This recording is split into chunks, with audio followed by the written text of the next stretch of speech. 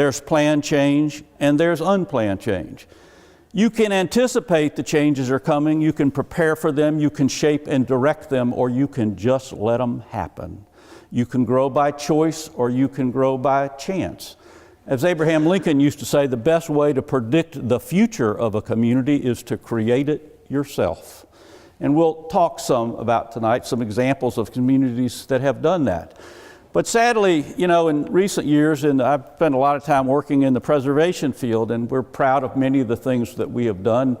But I can tell you that all over America, we've been doing things like saving landmarks like that. At the same time, we've been losing the landscape that gives those landmarks their larger sense of meaning. And you know, while we've been cleaning up air and water pollution, yes, our air is cleaner by and large, our water is cleaner by and large, but while we've been cleaning up air and water pollution, we've simultaneously been losing our sense of place.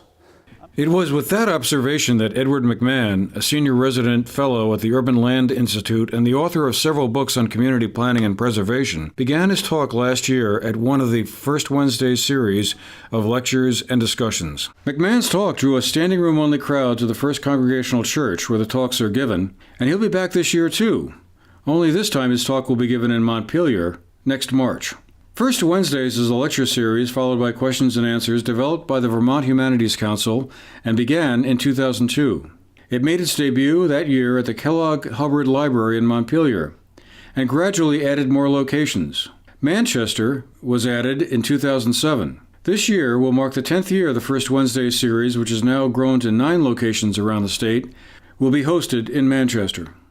Peter Gilbert, who hails from Dorset and is the executive director of the Vermont Humanities Council, talked with us recently about how the program began and how it works. The goal is to encourage lifelong learning, to strengthen communities, build social capital, particularly strengthen libraries within each community, and bring people around together in a shared experience. So it's been very successful in these 9 communities, and we're going great guns. Always bringing in new speakers, doing change up, providing variety. It's intended, and it is, in a very eclectic, broad series of speakers. 9 venues, 8 months, that's 72 talks. We have some speakers come back the next year and speak in another place because they're terrific. The word of mouth lets the library in, say, Manchester know, and we're thrilled to have them here. For example, this next season coming up here in Manchester in May, the last one of the season, is David Hackett Fisher, who's a Pulitzer Prize winning historian, and he spoke last year in Norwich on another topic. But that in May, he's going to be talking in Manchester about how the roots of the regional differences of culture, of ideology, politics, and the like, in different regions of the New England or the United States eastern seaboard comes actually with 18th century roots. It comes from migrations in different times from different places. And despite all of our increased diversity of our nation and our increased mobility, people move around this country a lot, those geographical differences remain in place. This year, the kickoff to the 2017-18 series will be a speaker who's a historian at Champlain College in Burlington. Willard Stern Randall has written a biography of an American Revolutionary turned 21st century cultural icon, Alexander Hamilton. Rescued from, if not exactly obscurity, since his portrait is on every $10 bill, Alexander Hamilton has become a lot more hip since the Broadway musical bearing his name roared to popularity in recent years. Randall's talk on October 4th at 7 p.m., the first Wednesday in October, at the First Congregational Church, is titled Hamilton, the Man and the Musical.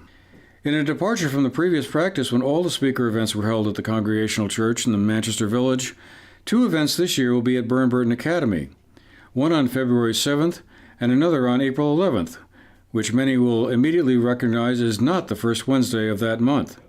But the exception may be justified in this case, many will feel, to accommodate Billy Collins, a former U.S. Poet Laureate who will be speaking from and about his published poetry. It's like designing the perfect dinner party. You have 8 speakers. You don't want 5 of them to be historians. You want people of different backgrounds covering different subjects of a variety of tones and focuses.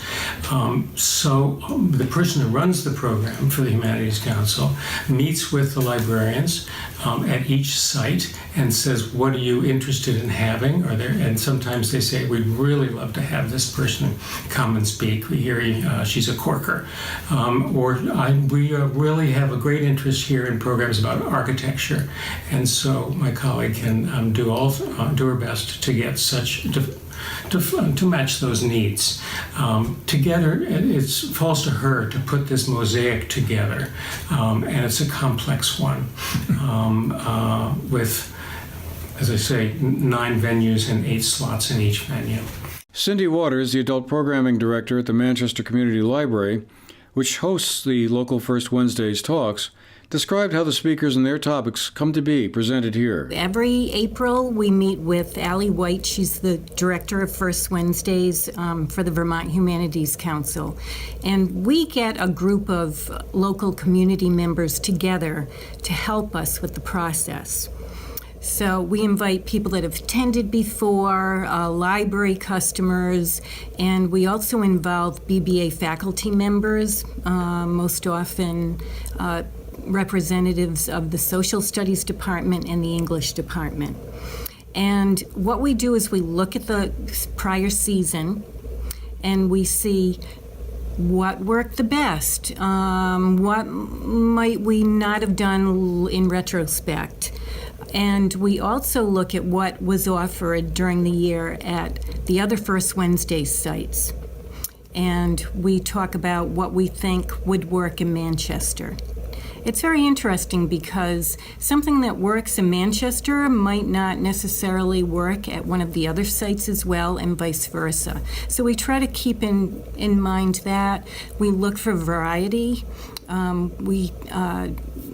It covers all of the humanities, so we need to look at history, literature. We do pull in current events too. So we try to have something for everyone. For a listing of the speakers coming this year, visit the library's website at mclvt.org. For the GNet TV News Project, I'm Andrew McKeever.